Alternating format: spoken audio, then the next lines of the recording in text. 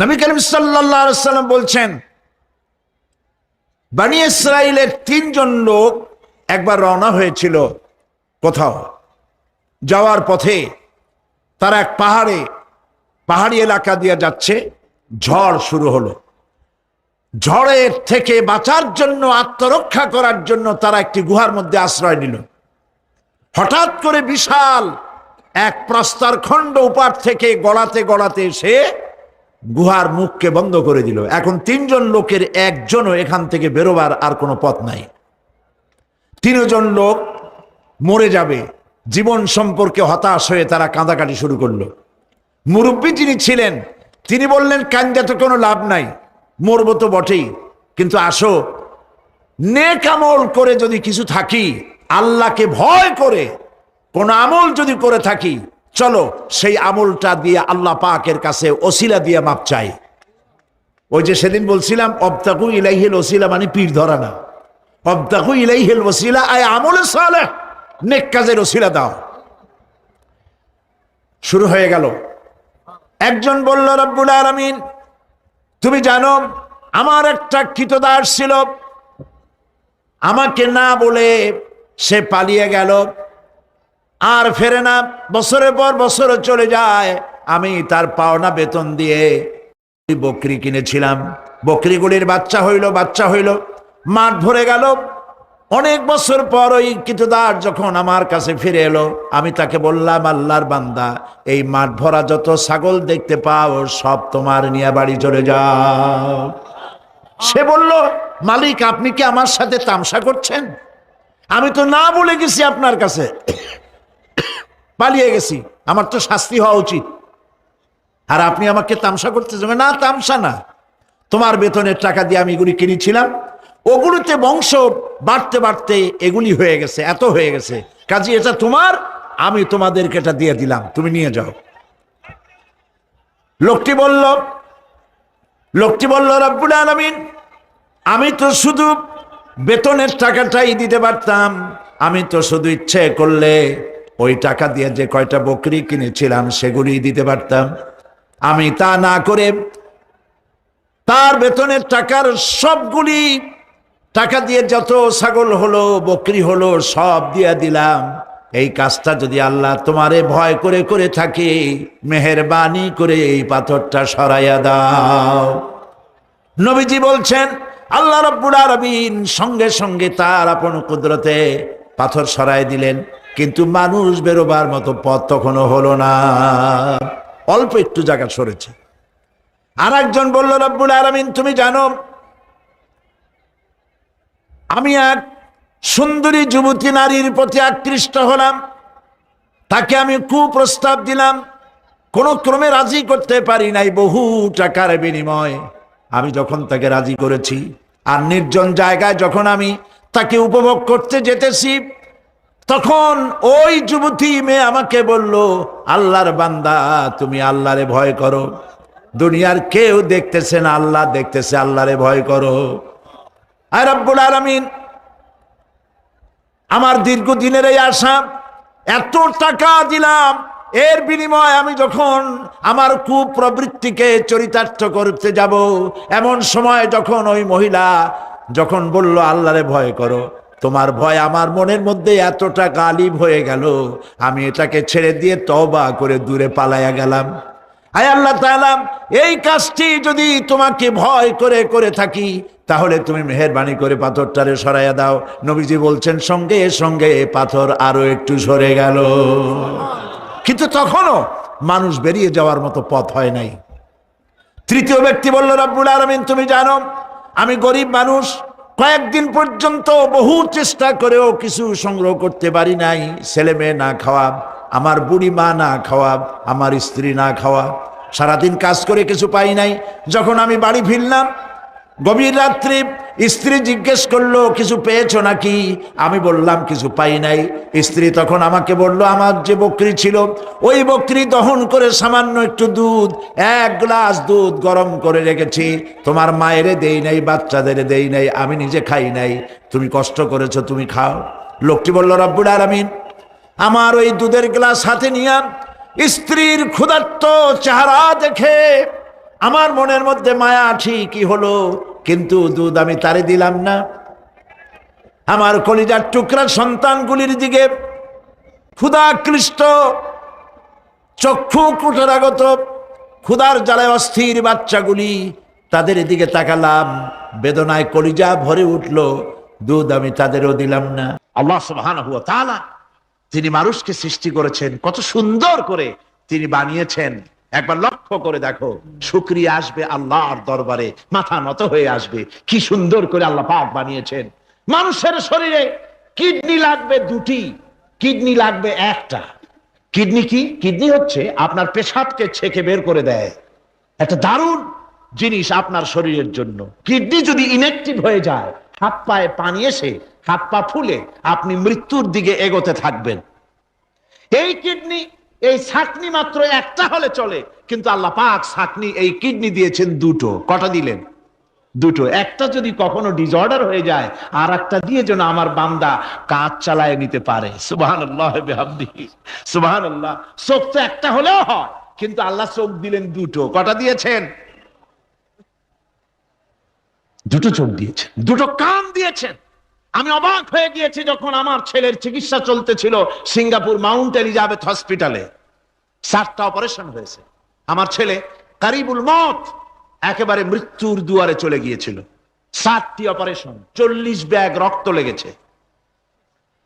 2.5 fit তার intestine কেটে ফেলেছে, 2.5 ফিট খাদ্যনালী কেটে ফেলে দিয়েছে। আমি ডাক্তারকে জিজ্ঞেস করলাম, সার্জনকে, 2.5 ফিট তার খাদ্যনালী তুমি কেটে ফেললে, তা আমার এই ছেলে খেয়ে হজম করবে কি করে? তার খাওয়াটাও প্রবলেম হবে না? ডাক্তার আমাকে যা বলল, শোনা মাত্র আমার চোখে পানি এসে গেল। ডাক্তার বলল, তুমি জানো না, আমি তো মাত্র 2.5 ফিট কেটেছি। তোমার স্রষ্টা, এই পৃথিবীর স্রষ্টা মানুষ যিনি সৃষ্টি করেছেন, প্রত্যেক মানুষের পেটের ভিতরে এই খাদ্য নালীকে রব্বুল আলামিন 22 ফিট লম্বা করেছেন। 22 ফিট লম্বা আছে এটা। আমি তো মাত্র 2.5 ফিট কেটেছি। কোন প্রয়োজনে যদি কাটতে কাটতে আরো কাটা হয়, 10 ফিটও কাটা হয়, কষ্ট হবে না। সুবহানাল্লাহ বিহামদিহি। তার শ্বাস নেওয়ার জন্য, প্রশ্বাস নেওয়ার জন্য কি ব্যবস্থা আল্লাহ পাক করেছেন। হার্ট, মানুষের হার্ট বিট হচ্ছে, এটাকে হার্ট বিট যেটা হয়, সংকোচন সম্প্রসারণ। এই যে মানুষ, ডাক্তাররা বলে রোগী হার্ট অ্যাটাক করেছে, হার্ট অ্যাটাক করেছে। হার্ট যে হার্ট অ্যাটাক করলো, অ্যাটাকটা কি? অ্যাটাকটা হচ্ছে সংকোচন সম্প্রসারণ, সংকোচন সম্প্রসারণ, এরকম হচ্ছে। ফট করে এটা অ্যাটাক করলো, আর যদি ছেড়ে না দেয়, এটাই অ্যাটাক করা, এটাই তার জীবনটা শেষ হয়ে যাওয়া। ডাক্তাররা বলেছেন যে মানুষের শরীরের সবকিছু চিন্তা করে, গবেষণা করে বহুত কিছু বুঝেছি, কিন্তু হার্টটা এরকম পাঞ্চিং কেন করে, এই জিনিস আজও পর্যন্ত আমাদের মাথায় ঢোকে নাই। সুবহানাল্লাহ। আল্লাহ পাক কি সুন্দর করে এই পাঞ্চিং এর মাধ্যমে, হার্ট যে এভাবে করতেছে, এই পাঞ্চিং এর মাধ্যমে সমস্ত শরীরের রক্তগুলি পা থেকে শুরু করে মাথা পর্যন্ত সব ছড়িয়ে দেওয়া হচ্ছে, এভাবে এভাবে ছড়িয়ে দেওয়া হচ্ছে, যাতে করে মানুষ জীবিত থাকে, শরীরের রক্ত গরম থাকে, হিম শীতল হয়ে মানুষ যেন মারা না যায়। এই জন্য আল্লাহ সুবহানাহু ওয়া তাআলা এত সুন্দর ব্যবস্থা করেছেন। এক সময় আঘাত পেয়ে অনেকগুলি রক্ত যদি পড়ে যায়, মানুষ রক্ত শূন্যতায় মরবে না, আবার খানিকটা রক্ত রিজার্ভ থাকে।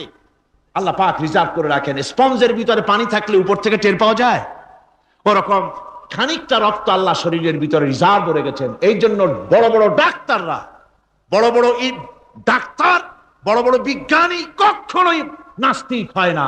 এই সব দৃশ্য দেখে তারা মনে করে নিশ্চয়ই একজন কেউ আছেন যিনি এগুলি তৈরি করেছেন, এগুলি এমনে এমনে হয় নাই। যিনি তৈরি করেছেন তিনি কে? তিনি হচ্ছেন আল্লাহ সুবহানাহু ওয়া তাআলা। তিনি এগুলি সৃষ্টি করেছেন, তিনি এগুলি তৈরি করেছেন। ওই আল্লাহ পাকের কাছেই আমাদের সকলকেই ফিরে যেতে হবে। আল্লাহ রাব্বুল আলামিন তিনি বলছেন, আমি মানুষ সৃষ্টি করেছি, খালাকাল ইনসানা আল্লামাহুল বায়ান। মানুষ সৃষ্টি করেছি, শুধু মানুষকে সৃষ্টি করি নাই, আমি আবার তার জোড়াও তৈরি করে দিয়েছি। মানুষ একা একা না, পৃথিবীতে সব জোড়ায় জোড়ায় তৈরি করেছি, উদ্ভিদের মধ্যে জোড়া তৈরি করেছি, প্রাণী জগতের মধ্যে জোড়া তৈরি করেছি। এই দুনিয়ার ভিতরে যা কিছু আছে, উদ্ভিদ হোক আর মানুষ হোক, প্রাণী জগৎ হোক, সবগুলিকে আমি আল্লাহ জোড়া বানাইছি, জোড়ায় জোড়ায় নর এবং নারী সবগুলির মধ্যে করে দিয়েছি। ওয়া মিন আয়াতিহি أم خلق لكم من أنفسكم أزواجا لتسكنوا إليها وجعل بينكم مودة ورحمة। আল্লাহ রাব্বুল আলামিন বলেন, আমার অগণিত নিদর্শনের ভিতরে এটাও একটি নিদর্শন যে আমি তোমাদের থেকে তোমাদের জোড়া তৈরি করেছি, তোমাদের স্ত্রীদেরকে তৈরি করেছি, যাতে করে তোমরা তাদের কাছে শান্তি পাও। আর তোমাদের মধ্যে ভালোবাসা সৃষ্টি করেছি, মহব্বত সৃষ্টি করে দিয়েছি।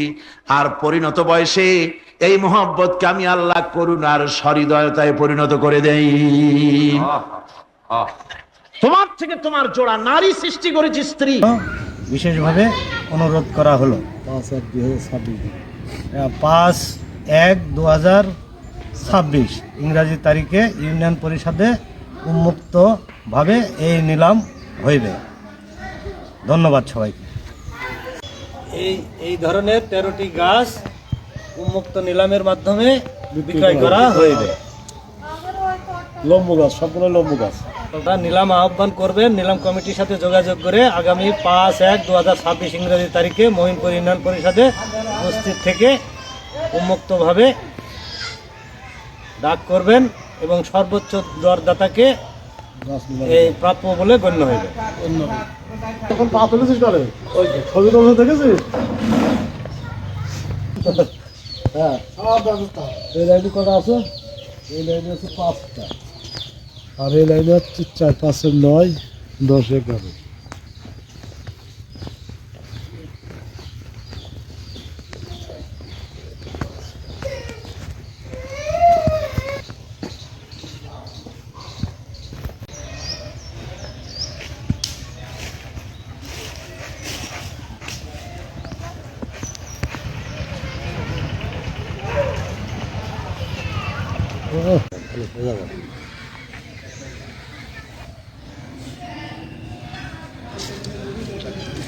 এই মুন্সিগঞ্জ পশুহাট বাজারের যে গরম কাপড়ের বা জ্যাকেটের দোকান আছে, এই দোকানগুলোতে উপচে পড়া ভিড় দেখা যাচ্ছে। এখান থেকে অনেকেই খুব অল্প টাকায় তারা তাদের গরম পোশাক কিনছে। অবশ্যই অল্প টাকায় যে সবগুলো খুব হাতের নাগালে পাওয়া যাচ্ছে, অল্প দামে একদম। প্রতি বুধবারে এরা এখানে এসে বসে, মুন্সিগঞ্জ পশুহাট। প্রতি বুধবার এবং মঙ্গলবারও কিছু কিছু পাওয়া যায়, বুধবারে বেশি পাওয়া যায়, মঙ্গলবারে শনিবারে একটু কম। শীতের যে দাপট, এই দাপটের তো বেচা কিনা বেশি নাকি ভাই? খুব বেশি বেচা কিনা হচ্ছে। আচ্ছা, আলহামদুলিল্লাহ। আর আপনার হাতের এইগুলোর দাম কেমন?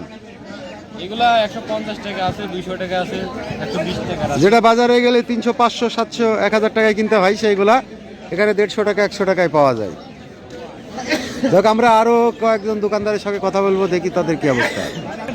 এখানে কিন্তু গামছা, লুঙ্গি এইগুলাও পাওয়া যায়। চাচা মুখে হাত দিয়ে বসে আছে। চাচার কি বেচা কিনার অবস্থা খারাপ? তাহলে এই গরম কাপড় বিক্রি আছে, জ্যাকেট, ব্লেজার এগুলা।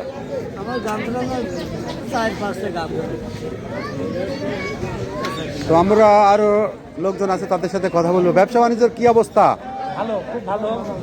খুব ভালো বিক্রি হচ্ছে। মানে শীত বেশি পড়ার কারণে কি বেশি বিক্রি হচ্ছে? তারপর দোকানদার চাষা আরো বেশি বেশি শীত পড়ুক। আচ্ছা, আচ্ছা। গরম কাপড় বেশি বিক্রি হচ্ছে নাকি? আসলে উপচে পড়া ভিড়, যে ভিড়টাকে ঠেলে ভিতরে ঢোকাটাই অনেক কষ্টের ব্যাপার। চাচার এখানে আসলে বেশি বেচা কিনা হয়। চাচা অনেক কম দামে মালামাল বিক্রি করে, আমরা জেনেছি। চাচা, বিক্রির কি অবস্থা? বেচা বিক্রির ভালো, খুব ভালো। বেশি বিক্রি হচ্ছে কি আপনার এখানে? ভালো বেশি বিক্রি হচ্ছে কোন কাপড়? মোজা, হাত মোজা, পা মোজা, জ্যাকেট।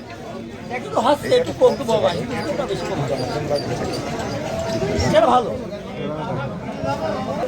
মুন্সিগঞ্জ পশু হাটের যে গরম কাপড়ের দোকান দেখতে পাচ্ছেন, পুরানো নতুন এগুলো এখানে বিক্রি হয়। তো এই বাজারটা আসলে আগে মাংসের হাটে রাস্তার পাশেই ছিল, তো সেখান থেকে ট্রান্সফার করে এটা ঘোড়ার হাটে চলে এসেছে। এখানে জিনিসপত্রের আসলে অনেক দাম কম। যে বেচা কেনার অবস্থা কি আপনাদের এখন? খুব ভালো, তাই না? বেশি বিক্রি হচ্ছে কি? জ্যাকেটগুলো বেশি বিক্রি হচ্ছে, জ্যাকেট ব্লেজার। তাহলে কি আপনারা আশা করছেন যে শীত আর একটু বেশি পড়ুক? না না, এখন কি আলহামদুলিল্লাহ অনেক শীত পড়েছে, আমার শীত দরকার, অনেক শীত পড়ছে তো। দেখ আল্লাহ মুখের দিকে তাকিয়েছে, তাই তো? হ্যাঁ হ্যাঁ, অনেক ব্যবসা ভালো হয়েছে ভাই। আচ্ছা, এখানে তো প্রতি বুধবারই আসেন, প্রত্যেক বুধবার আসে। অল্প দামে তো পাওয়া যায় শুনেছি এখানে। সবচাইতে মানে সাশ্রয়ী মূল্যে আমাদের এখানেই পাওয়া যায়। মানে পোড়া দাঁতে যেমন বিক্রি হয় তার চেয়ে কম। তার থেকেও কমে আমরা হিসাব করতে গেলে মানে।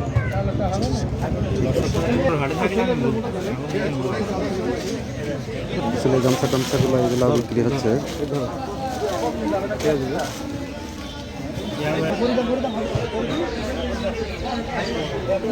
এই প্রচণ্ড শীতে মানুষের যখন হাসফাস অবস্থা, তখনই কিন্তু এই মুন্সিগঞ্জ বাজারে অল্প টাকায় বিক্রি হচ্ছে বিভিন্ন গরমের কাপড়, যেখান থেকে বিক্রি হচ্ছে জ্যাকেট, লেদারের জ্যাকেট, বিভিন্ন গরম পোশাকের মেয়েদের, ছেলেদের, ছোট বাচ্চাদের যাদের প্রয়োজন হয় তারা প্রতি বুধবার, মঙ্গলবার, শনিবার এই বাজারে আসতে আপনারা পেতে পারেন। তো ভিডিও ভালো লাগলে অবশ্যই চ্যানেলটি ফলো দিয়ে রাখবেন এবং লাইক কমেন্ট করবেন এবং আপনাদের মন্তব্য জানাবেন। সবাইকে আসসালামু আলাইকুম, সবাই ভালো থাকবেন, সুস্থ থাকবেন। কাপড়ের দোকানে প্রচণ্ড ভিড়। বেচা কেনার কি অবস্থা আপনাদের?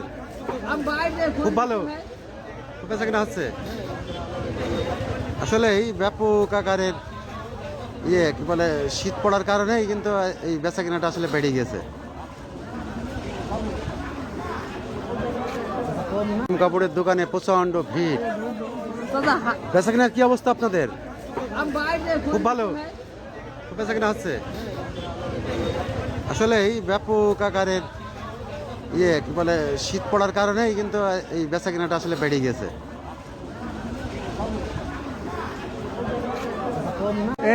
পোশাকের দোকানে কত ভিড়, যে শীত পড়েছে, শীতের যে দাপট, এই দাপটে মানুষ কিন্তু ঘরে আর বসে থাকতে পারছে না, সবাই বাজারে চলে এসছে এখানে এই গরম কাপড় কেনার জন্য।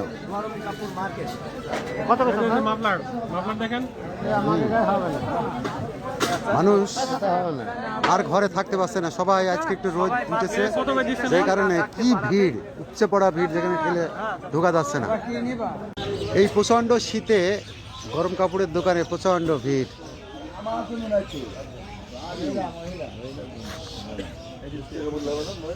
খুব শীত।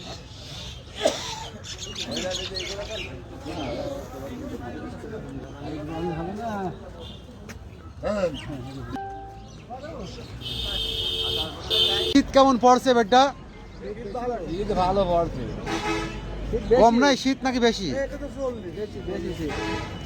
খুব বেশি। শীত কারে বলে?